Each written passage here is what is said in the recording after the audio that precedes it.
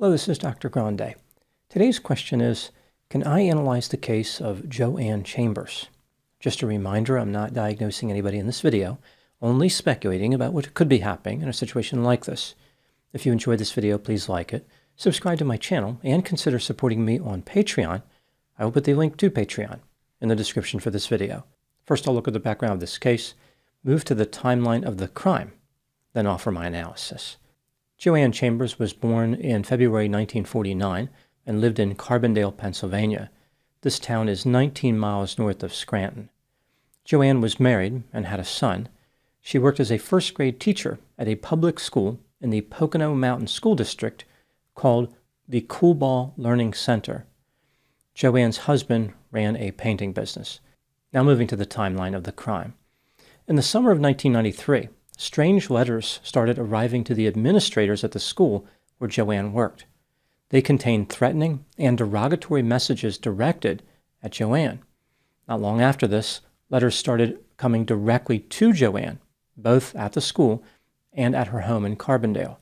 The stalker accused Joanne of smoking marijuana, criticized her for wearing jeans to school, and thought she was wasting her talent by organizing a water fight between faculty members. In one letter, the stalker threatened to get Joanne in one try and claimed no one would ever prove it. The stalker wrote, quote, "I'm smarter than all of you, you blank," unquote. The blank rhymes with the word stitch. More letters arrived, and there was no end in sight. No one knew who was sending them or why they were targeting Joanne. The campaign of terror put everyone in a heightened state of awareness. They were all trying to figure out who the offender was. After several months, the stalker tried something different. Joanne claimed that she found feces under her chair in her classroom. At one point, a photograph of Joanne was allegedly taken from her desk. The stalker cut out Joanne's face and pasted it over images of clothing-challenged women engaging in sexual activity. They made copies of this and distributed them throughout the school, mailed them to homes of parents, and taped a copy to the door of a local store. School officials noticed that many of the letters contained references to activities in the school.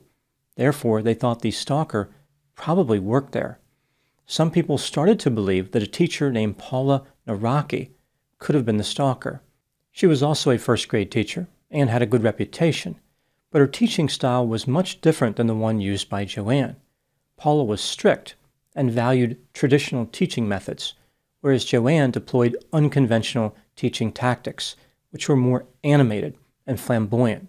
Some people thought that Paula may have been upset with Joanne because of this non-conforming teaching approach, like Paula was looking down on Joanne. One of the harassing letters made a reference to the character Colonel Quink from the television show Hogan's Heroes. Someone in the school had overheard Paula using that same reference. A secret camera was installed to maintain surveillance on Joanne's desk in her classroom. On one occasion, Paula was captured entering Joanne's classroom and removing Joanne's mug from her desk. This was significant because one of the letters specifically mentioned that Joanne's coffee would be poisoned. When questioned about this, Paula indicated that Joanne asked her to retrieve the mug. The school district arranged for Joanne, Paula, and a few other teachers to take a polygraph. This is a pseudoscientific nonsense machine that police falsely claim can detect lies. The polygraph examiner believed that Paula lied when she denied sending the letters. As far as Joanne, the examiner felt as though she was being honest. There's of course no way the examiner could have known who was telling the truth. The police asked to search Paula's home, and she gave them consent. In her home, they found a typewriter, paper, and envelopes, but none of those items matched the harassing letters. As the investigation dragged on, the letters continued to arrive. The stalker accused Joanne of committing offenses against children and indicated that she would be dragged into the woods and tortured to death. One note told Joanne to look in her desk, where she allegedly found a bottle of whiskey. One day, school officials found a package sitting near the front door of the school. It contained a Barbie doll that was covered in paint and had a razor blade stuck in its neck. The doll was wearing a dress similar to one Joanne regularly wore, and it had a matching hairstyle. One time when Joanne was trying to open her car door, she allegedly cut herself on razor blades that were attached to her door handle. 10 days later, a letter came containing the message, "You're sliced." Joanne was transferred to a different school for her safety. The police still believe that Paula could have been the stalker, but there really wasn't a lot of evidence against her. In November 1994, Joanne reported an incident which caused the police to be convinced that Paula was the stalker. Joanne said that she had been driving on Interstate 380 when a vehicle tried to force her off the road. During this alleged encounter, Joanne was able to see the driver and identified her as Paula. In January 1995, Paula was arrested and charged with simple and aggravated assault, stalking, harassment, reckless endangerment, and making terroristic threats. There were over 100 charges in total, and she was facing 5 years in prison if convicted. Paula was suspended by the school district with pay. There had been over 40 harassing letters and objects directed toward Joanne since the summer of 1993, but no more arrived after Paula's arrest. Paula hired a defense attorney and a private investigator. Her team had DNA tests conducted on the harassing letters. None of the letters contained Paula's DNA. However, Joanne's DNA was discovered. It was on an envelope flap from one letter and a stamp attached to another letter. Despite their case being disintegrated by this finding, the state inexplicably decided to move forward with the prosecution of Paula. At the trial in January 1996, Paula's defense argued that Joanne Chambers sent all the letters and other items to make it appear as though she was being harassed. Paula had nothing to do with it and was actually a victim. The jury deliberated for 2 hours, and Paula was found not guilty on all charges. Afterward, some of the jurors were seen comforting Paula outside the courtroom. They had a lot of empathy for her. Clearly, they believed that Paula had been framed. The not guilty verdict was a massive victory for Paula, but she wasn't out of the woods yet. She still needed to go before the Pocono Mountain School Board and face charges of immorality, neglect, and other school code violations in connection with the case. Ultimately, the school board cleared Paula of any wrongdoing. In March 1997, she was reinstated as a teacher in the Pocono Mountain School District. In early 1998, Paula filed a lawsuit against Joanne Chambers, the police, the township, and the school district. She made several claims like malicious prosecution, defamation, negligence, and civil conspiracy. The school district settled the case for $600,000. Joanne settled the case for $25,000. The chief of police refused to settle with Paula. When the case went to trial, the only remaining claim against him was defamation because the court had dismissed all the other claims. The chief successfully defended the case. Joanne Chambers was never charged with any crime. She and Paula continued to work for the same school district, although in different locations. In 2015, Joanne retired. However, it appears as though she was interested in taking a job as a reading specialist.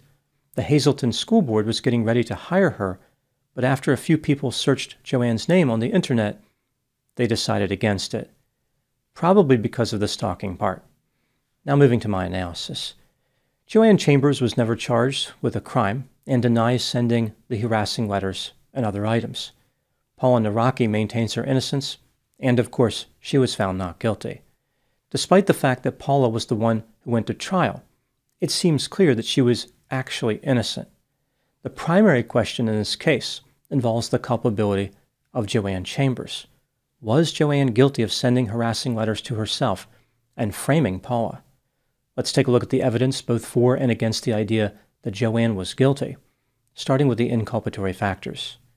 Whoever sent the harassing letters had a phenomenal level of knowledge about what was happening in the school, including specific activities Joanne engaged in. Joanne's DNA was on an envelope flap of one harassing letter and on the back of a stamp on another. Her explanation for how her DNA arrived there was not believable. She claimed that she had been left alone with the evidence while meeting with the police and prosecutor. During this brief window, she handled an envelope and caused one of the stamps to fall off. She licked the back of the stamp to reattach it, but failed. She finally used glue to reattach the stamp. There are 3 problems here. Her excuse doesn't explain the DNA on the envelope flap. The police analyzed the back of the stamp and did not find any glue. And Joanne admitted to handling the evidence. Some may interpret her behavior as tampering with evidence. 7 years before the stalking incident, Joanne worked for the Lackawanna Trail School District.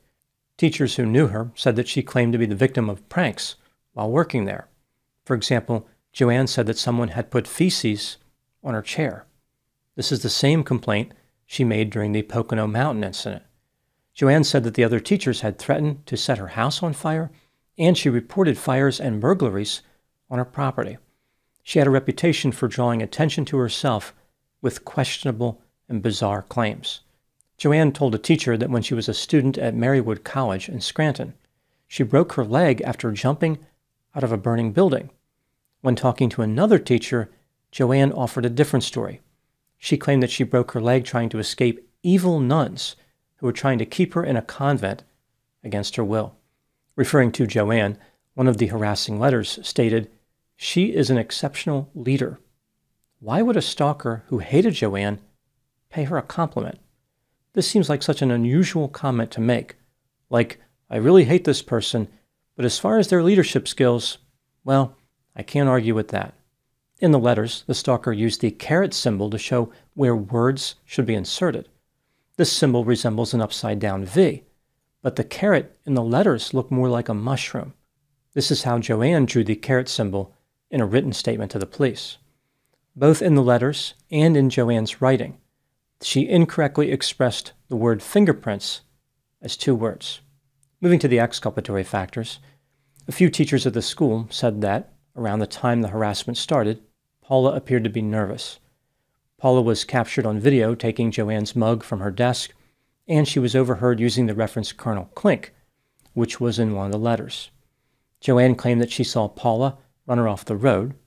The stalker stopped sending letters after Paula's arrest. If Paula was not the stalker, that doesn't mean that Joanne was. The stalker could have been some third party who was never identified. When considering all the evidence in this case, do I think that Joanne Chambers was guilty? Yes, in my opinion, she was guilty beyond a reasonable doubt. The state should have charged her instead of charging Paula. There's no good explanation for how Joanne's DNA ended up on two letters, other than Joanne sending them. The state made a disastrous blunder by charging an innocent person and allowing Joanne to escape justice. Law enforcement believed meaningless polygraph results, which almost sent an innocent person to prison. Moving to my final question, what personality characteristics are associated with the type of behavior allegedly observed in this case? Here I'm not specifically referring to anyone in this story, but rather speaking in general terms. Sending threatening and harassing messages to oneself is consistent with a victim narcissist. This personality type overlaps somewhat with factitious disorder imposed on self and on another. The latter disorder is also known as Munchausen syndrome by proxy, a disorder where a caregiver hurts someone in their care to attract sympathy for themselves. Instead of pretending to be injured or having a child who is sick, the victim narcissist creates a fictitious villain who causes harm.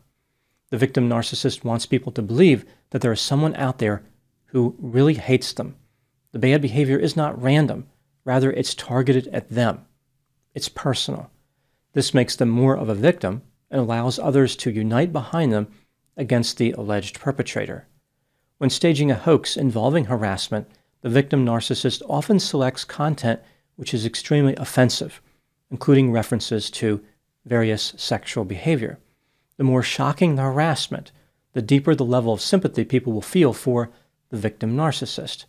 This method is often successful because people think to themselves, there is no way the victim narcissist could be responsible because no one would want to depict themselves in such a demeaning way. Victim narcissists tend to have a high level of vulnerable narcissism. They are self-centered, arrogant, resentful, insecure, distrusting, socially awkward, pessimistic, have internalized anger, crave admiration, experience a strong sense of shame, and have a sense of entitlement. When conducting a hoax, victim narcissists are usually focused on gaining attention and, for the most part, are not trying to frame an innocent person as the perpetrator. It takes a particularly sadistic offender to take the hoax to the extreme of trying to destroy someone else's life. Sometimes the depth of a victim narcissist's pain is so profound, it can only be satisfied by causing misery. Those are my thoughts on the case of Joanne Chambers. Please put any opinions and thoughts in the comment section. They consistently generate an interesting dialogue. As always, I hope you found my analysis of this topic to be informative. Thanks for watching.